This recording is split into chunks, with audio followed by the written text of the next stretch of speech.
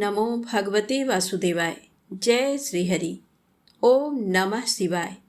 आप सभी का हमारे YouTube चैनल पर हार्दिक स्वागत है। आज वैशाख मास के शुक्ल पक्ष की सप्तमी तिथि है। माँ गंगा का जन्म वैशाख शुक्ल सप्तमी तिथि के दिन माना जाता है। तो आइए सुनते हैं माता गंगा के अवतरण की कथा। पुराणों में देवी गंगा के जन्म की कई कथाएं मिलती हैं। साथ ही इनमें गंगा के स्वर्ग से पृथ्वी पर आने का रहस्य भी बताया गया है।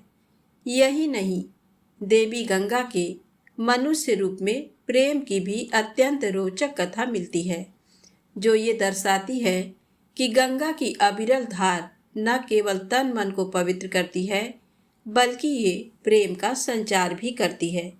तो आइए जानते हैं क्या है माता गंगा के जन्म की कथा और कैसे हुआ इनका मनुष्य से विवाह। वामन पुराण के अनुसार जब भगवान विष्णु ने वामन रूप में अपना एक पैर आकाश की ओर उठाया, तब ब्रह्मा जी ने भगवान विष्णु के चरण धोकर जल को अपने कमंडल में भर लिया। इस जल के तेज से ब्रह्मा जी के कमंडल में गंगा का जन्म हुआ। ब्रह्मा जी ने गंगा हिमालय को सौंप दिया। इस तरह देवी पार्वती और गंगा दोनों बहन हुई। इसी में एक कथा ये भी है कि वामन के पैर के चोट से आकाश में छेद हो गया और 3 धाराएं फूट पड़ी। एक धारा पृथ्वी पर, एक स्वर्ग में और एक पाताल में चली गई और गंगा त्रिपथगा कहलाई। शिव पुराण में ऐसी कथा मिलती है कि गंगा भी देवी पार्वती की तरह भगवान शिव को पति रूप में पाना चाहती थी।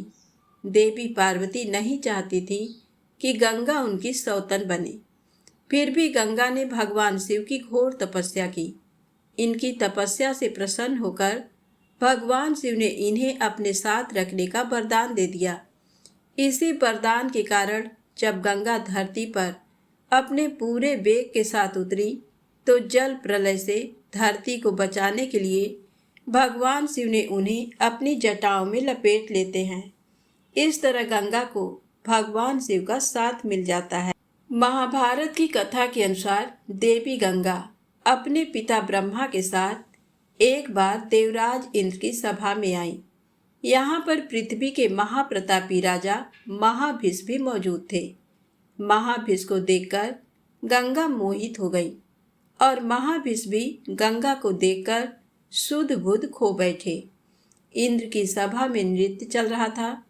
तभी हवा के झोंके से गंगा का आंचल कंधे से गिर गया। सभा में मौजूद सभी देवी देवताओं ने शिष्टाचार के तौर पर अपनी आंखें झुका ली, लेकिन गंगा में खोए महाभिष उन्हें एकटक निहारते रह गए और गंगा भी उन्हें देखती रह गईं। क्रोधित होकर ब्रह्मा जी ने शाप दिया कि आप दोनों लोक लाज और मर्यादा को भूल गए हैं, इसलिए आपको धरती पर जाना होगा और आप दोनों एक दूसरे को पसंद करते हैं, इसलिए वहीं आपका मिलन होगा। ब्रह्मा जी के शाप के कारण गंगा नदी रूप में धरती पर आई और दूसरी ओर महाभिष को हस्तिनापुर के राजा शांतनु के रूप में जन्म लेना पड़ा। एक बार शिकार खेलते हुए शांतनु जब गंगा तट पर पहुँचे, तो गंगा मानवी रूप धारण कर शांतनु के पास आई और दोनों में प्रेम हो गया। शांतनु और गंगा की 8 संतानें हुई, जिनमें 7 को गंगा ने अपने हाथों से जल समाधि दे दी और 8वीं संतान के रूप में देवव्रत भीष्म का जन्म हुआ। लेकिन देवव्रत को गंगा जल समाधि नहीं दे पाई। कहते हैं कि गंगा के 8 संतान वसु थे, जिन्हें शाप मुक्त करने के लिए गंगा उन्हें जल समाधि दे रही थी, लेकिन 8वीं संतान को शाप मुक्त कराने में गंगा असफल रही। तो गंगा देवी के प्रेम की ये अनूठी कथा है। गंगा अवतरण की दूसरी कथा के अनुसार प्राचीन काल में एक राजा हुए, जिनका नाम सगर था। सगर एक प्रतापी और शक्तिशाली राजा थे। राजा सगर के अश्वमेध घोड़े को देवताओं के राजा इंद्र ने पकड़ लिया और घोड़े को कपिल मुनि के आश्रम में बांध दिया। उधर अश्वमेध घोड़े की तलाश में राजा सगर के 60,000 पुत्र निकल पड़े। जब उन्होंने मुनि के आश्रम में घोड़े को बंधा देखा तो आश्रम पर ही धावा बोल दिया। इसी समय तप में लीन कपिल मुनि की आंखें खुल गईं। वो क्रोधित हो उठे। मुनि की आंखों में ज्वाला उठी और सगर के 60,000 पुत्रों को पल भर में राख कर दिया। राजा सगर के एक और पुत्र अंशुमान को जब इस बात का पता चला तो उन्होंने कपिल मुनि से अपने भाइयों की आत्मा के उद्धार की प्रार्थना की। तब कपिल मुनि ने उन्हें बताया कि अगर पवित्र गंगा का जल भस्म हुए सगर पुत्रों पर छिड़का जाए तो उन्हें मुक्ति मिल सकती है। अंशुमान ने बहुत कोशिश की, लेकिन वो अपने भाइयों को कपिल मुनि के कोप से मुक्त नहीं करा सके।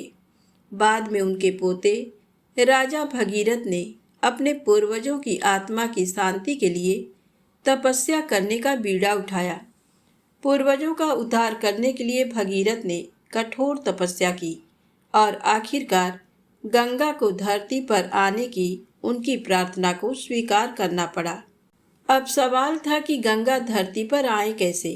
गंगा की धारा इतनी तेज थी कि उनके सीधे धरती पर आने का मतलब था तबाही। तब भगीरथ ने एक बार फिर तपस्या कर भगवान शिव से मदद की गुहार लगाई। भोले शंकर ने गंगा को अपनी जटाओं से होकर धरती पर जाने के लिए कहा और तब जाकर राजा सगर के 60,000 पुत्रों का उद्धार हुआ और उन्हें मुक्ति मिली। भागीरथ आगे आगे जा रहे थे और गंगा उनके पीछे चल रही थी।